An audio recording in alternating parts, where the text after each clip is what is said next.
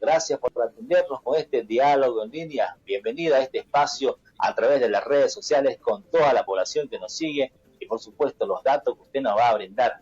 Un artículo bastante llamativo, le decía yo, estaba leyendo de los lectores del interior también cuando decían que una hamburguesa que uno está comiendo es más gaucha que boliviana.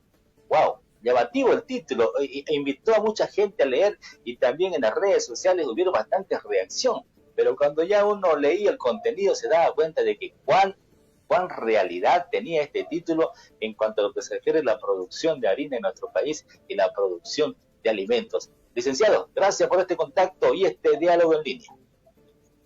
Muy buenas tardes, Eduardo. Muy contento de estar en el programa, muy generosas sus palabras. Un gran saludo a su audiencia.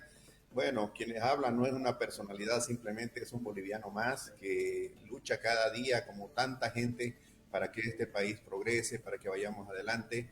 Y siempre con la verdad, cuando hablamos de que la marraqueta es más gaucha que boliviano, bueno, nos referíamos al hecho de que siempre se habla, se comenta de soberanía, se habla de dignidad y por supuesto nuestra institución, el IRCE, apoya la idea de una Bolivia digna y soberana, pero nosotros añadimos algo, no solamente una proclama, sino cómo llegar a efectivizar esa proclama. Entonces, nosotros soñamos con una Bolivia digna, productiva, exportadora y soberana. Productiva para autoabastecernos, exportadora para crecer mucho más luego de autoabastecernos. Eso es lo que nos va a dar a nosotros dignidad por una parte y soberanía por otra, para no tener que estar dependiendo como ahora, que tenemos que importar antes mucho trigo y ahora más harina de trigo, y eso obviamente que nos hace a nosotros vulnerables y dependientes. Entonces,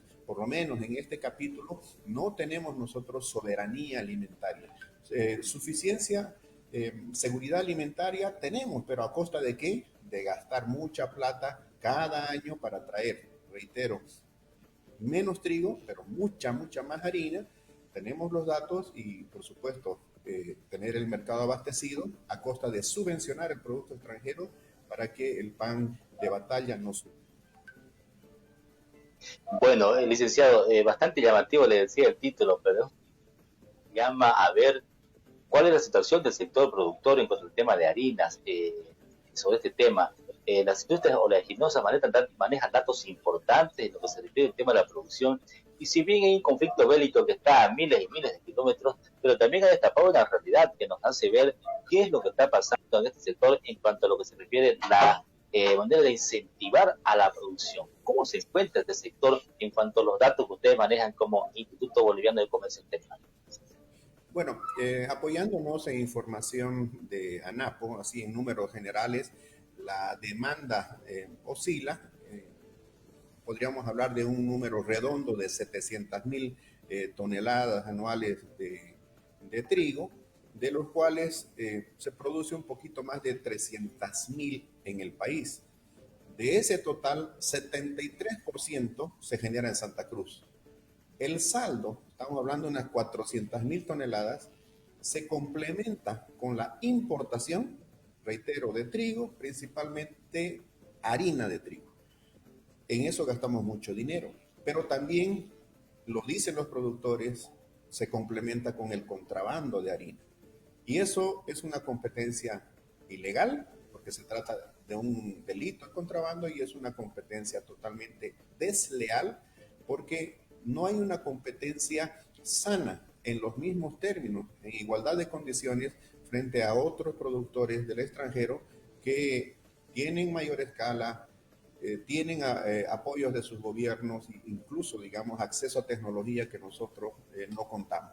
Entonces, en el balance general, no producimos ni el 50% de lo que tenemos como necesidad para consumir, y de ahí que osé titular esta columna de la víspera, en el sentido de que la marraqueta, esa marraqueta, ese pan de batalla que es de tanto orgullo, sobre todo en el interior del país, es más gaucha porque utiliza mucha harina argentina en vez de utilizar harina en base a trigo boliviano. Ahora, ¿qué hacer para solucionar eso? Pues sencillito, hay que producir más. Y para producir más hay que invertir más. ¿Quién va a invertir si no va a tener garantía de compra? Entonces hay una serie de requisitos que se tendrían que cumplir para que Bolivia disminuya la dependencia del abastecimiento externo, aumentando su producción y con eso sí avanzar a la autosuficiencia, y ahí sí podríamos hablar de soberanía alimentaria también en este campo. Cuando hablamos y hacemos las comparaciones con los países vecinos, siempre, indiscutiblemente, hay que hablar del tema de los transgénicos, que también es un tema que todavía sigue en debate. Esto, permitir el uso de esta biotecnología, permitiría nivelar esta situación con los países de la región y mejorar la producción en el territorio boliviano. Miren, la biotecnología es un instrumento, es un arsenal de conocimiento que tiene que ver con la biología, que tiene que ver con la ingeniería genética, que tiene que ver con la química, la física, etcétera. Pero tiene que ver con la salud también. ¿Cuántas personas que están viendo en este momento este programa no se han vacunado contra el COVID? ¿Cuánta gente? ¿Cuántas personas que están viendo en este momento o tienen el problema de la diabetes o algún pariente, algún conocido utiliza insulina para solucionar este problema? Bueno, ambos casos, las vacunas anti-COVID y la insulina, son producto de la biotecnología. De otra parte, tenemos el caso de los alimentos. Desde hace 25 años atrás, ya van a ser 26 años, desde 1996 en el mundo, de forma abierta, luego de 10 años de investigación, se está consumiendo soya genéticamente modificada, maíz genéticamente modificado, canola y también el algodón. En nuestro país tenemos apenas un evento autorizado desde el año 2005, que es la soya RR, que nos ha permitido aumentar en un 17% la productividad. Pero con eso y todo, voy a poner tres ejemplos. La soya en Bolivia, en números redondos, rinde 2 toneladas por hectárea.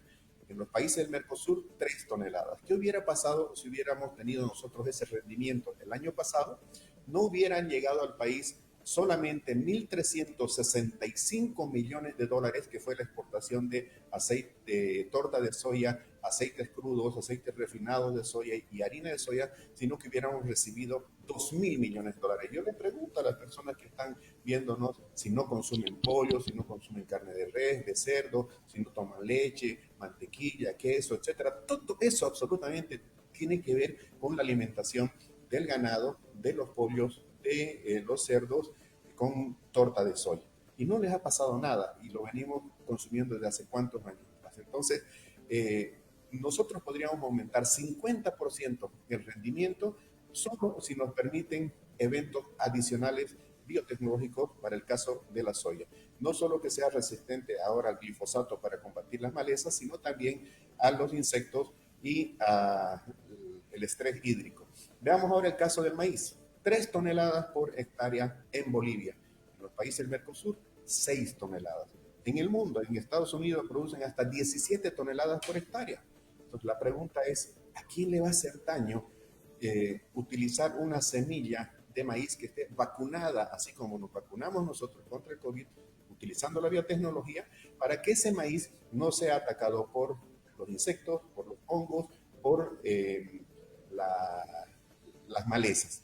Con eso ganaría el agricultor y tendríamos un trigo de mejor calidad. Y la tercera parte de esta explicación, el trigo. No han sido las grandes transnacionales, sino una universidad y una empresa argentina que han generado un trigo que es tolerante a la sequía. En Santa Cruz, el trigo es un cultivo de rotación en invierno con la soya de verano. ¿Eso qué quiere decir? Que hay un complemento virtuoso entre lo que es el aporte de nitrógeno por parte de la soya a través de sus raíces. La soya, cuando está creciendo, toma nitrógeno del aire y lo contiene en unos alveolos en sus raíces. Cuando se hace siembra directa y la rotación de cultivo con trigo, el trigo se alimenta con ese fertilizante natural como es el nitrógeno. ¿Y qué aporta el trigo en beneficio de la soya? Todo lo que es el rastrojo, todo lo que es la planta mismo que se queda encima del campo como una cobertura vegetal cuando ha sido cosechado. Bueno, el rendimiento en Bolivia del trigo es 1.5 o menos toneladas por hectárea. En el Mercosur es el doble. Entonces la pregunta es, ¿por qué seguimos importando trigo o principalmente ahora harina de trigo? Peor todavía, ni siquiera traemos el trigo para molerlo, ya lo estamos trayendo molido. Ojalá que el día de mañana no traigamos el pan, ¿verdad? Entero solo para masticarlo y comerlo. Porque no producimos más y no producimos mejor. Entonces la respuesta contundentemente, Eduardo, es sí. La biotecnología puede ayudar y mucho para que nuestros agricultores tengan mejores rendimientos, tengan menores costos de producción, mayores ingresos y por supuesto entonces hacer rentable un cultivo que, reitero, no es principal en Santa Cruz, pero sí de rotación, y a pesar de ello, Santa Cruz aporta con más del 70% de la producción nacional de trigo en Bolivia. Licenciado, para la gente que está siguiendo, ¿cuánto es lo que produce Bolivia en cuanto al tema de lo que es el trigo y la harina en sí? ¿Y cuánto es lo que necesita y tiene que importar realmente para cubrir esta demanda interna?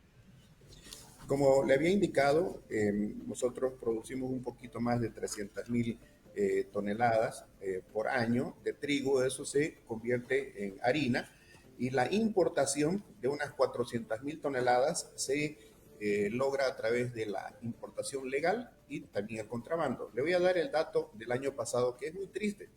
Solamente en el 2021 gastamos 107 millones de dólares para importar 321.000 toneladas de trigo, el 97% de ellos trigo argentino. Por eso es que la marraqueta es más gaucha que boliviana, ¿no? Ahora, si nosotros hacemos un análisis del 2006 al 2020 en números redondos, ¿no? La producción en Bolivia pasó de 120.000 a 311.000 toneladas, ¿ok? Entre el año 2006 y el 2020. Santa Cruz pasó de 82.000 a 229.000 toneladas. El área de siembra aumentó de 101.000 hectáreas a 205.000, digamos que el doble. Y durante ese tiempo, la producción de trigo nacional sumó 3.2 millones de toneladas y Santa Cruz aportó con 2.5 millones de toneladas. La importación en ese tiempo nos significó gastar 418 millones de dólares y en harina 1.400 millones de dólares. ¿Eso qué quiere decir? Que en este tiempo casi 2.000 millones de dólares que podían haber sido ingresos para nuestros productores han ido a engrosar los bolsillos de los agricultores en el extranjero para traer un producto caro y venderlo barato. ¿Eso qué quiere decir, Eduardo? Mucha gente dice que el subsidio o la subvención es para el consumidor. Efectivamente, tenemos un pan de batalla más barato, pero la subvención, si se pone a pensar de una forma diferente, es para el productor extranjero, porque ese productor está haciendo su negocio vendiendo caro y el Estado aquí está teniendo que subvencionar para vender barato a los panificadores. Entonces, la pregunta natural es, ¿por qué no transformamos ese subsidio, esa subvención a un productor del extranjero en un incentivo para nuestros agricultores? Y producimos nuestro propio trigo y nuestra propia harina, y así hacemos que la marraqueta sea 100% boliviana y cada vez menos gaucha. Bastante interesante y más que sustentado con todos los datos que usted nos ha brindado, el título que usted colocó a este importante artículo, que lo encuentra la gente también en la empresa. Ahí lo tenemos, ahí está. ¿Sabías que la barraqueta es más gaucha que boliviana? Ahí está nuestro entrevistado de hoy, el licenciado Gary Rodríguez, gerente general del Instituto de Comercio Exterior en nuestro país. Bastante interesante los datos y más que sustentado el nombre. Así que bueno, licenciado, está también la propuesta sobre la mesa para que se pueda mejorar y cambiar esta realidad en nuestro país. ¿Algo más que quiera agregar, por favor, sobre este tema que hoy nos congrega para poder hablar de este tema de la producción? Sí, Eduardo, Bolivia es un país verdaderamente bendecido por Dios. Tenemos tierras fértiles, tenemos agua dulce, tenemos muchos recursos naturales, tenemos todas las posibilidades para salir adelante. ¿Qué nos está faltando? Condiciones para activar esa producción en lo que es el sector primario y para transformarlo, para industrializarlo, tanto en función del mercado interno como el mercado exterior. Nosotros confiamos que las autoridades se van a hacer eco del pedido que está haciendo clamorosamente el sector agroproductivo, principalmente los pequeños productores que se cuentan por miles. En la pirámide productiva, ¿ya? Más del 90% de esos productores o son medianos o son principalmente pequeños, de tal manera que la biotecnología puede ayudarles a ellos y si a los productores les va bien, nos va a ir bien a todos nosotros. Esa es nuestra esperanza. Abogamos porque se les escuche, por el bien del país, porque verdaderamente queremos una Bolivia digna, productiva, exportadora y soberana.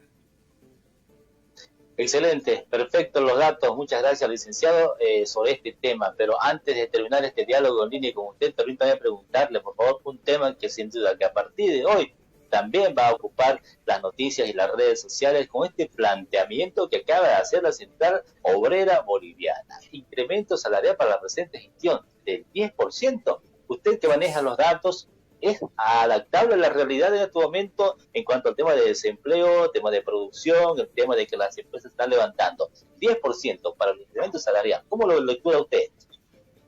Una locura.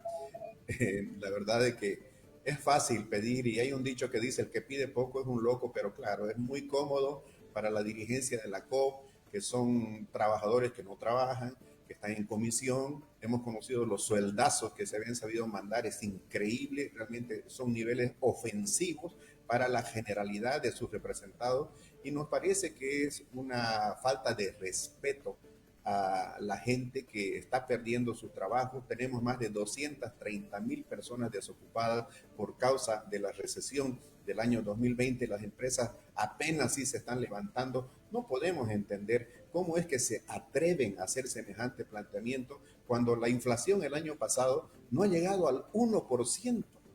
Algo que sea racional tendría que ver con la reposición de ese poder adquisitivo, pero además entender de que hay crisis en el sector productivo. Además, esto viene para el sector formal, para el sector legal. Ahora, yo le hago una pregunta a la audiencia.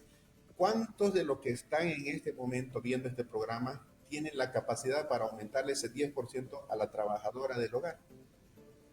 ¿Cuántos trabajadores pueden perder sus fuentes de empleo por este tipo de situaciones si es que se concretan? Nosotros verdaderamente esperamos que prime la cordura y que se maneje con responsabilidad este tema, no por presiones, no por los cálculos políticos, sino más bien tomando en cuenta la realidad que está viviendo el país, la necesidad de avanzar más rápido en la reactivación y no retroceder con incrementos salariales que el día de mañana puedan terminar de matar a algunas empresas que están moribundas o lesionar las finanzas de aquellas que se están recuperando. Perfecto, gracias, licenciado. Importante conocer de usted justamente que maneja muchos datos, el tema del desempleo, la producción, la realidad de las empresas, conocer su punto de vista sobre este planteamiento que ya lo hizo oficial la Central Obrera Boliviana. 10% de incremento salarial para esta gestión. Gracias por este contacto, por este diálogo en línea. Un fuerte abrazo a la distancia y que Dios le bendiga en todo lo que haga, como siempre. Muchísimas gracias, un gran abrazo y bendiciones para toda su audiencia. Perfecto, gracias, licenciado. Y así nosotros hemos concluido ya durante esta jornada en línea.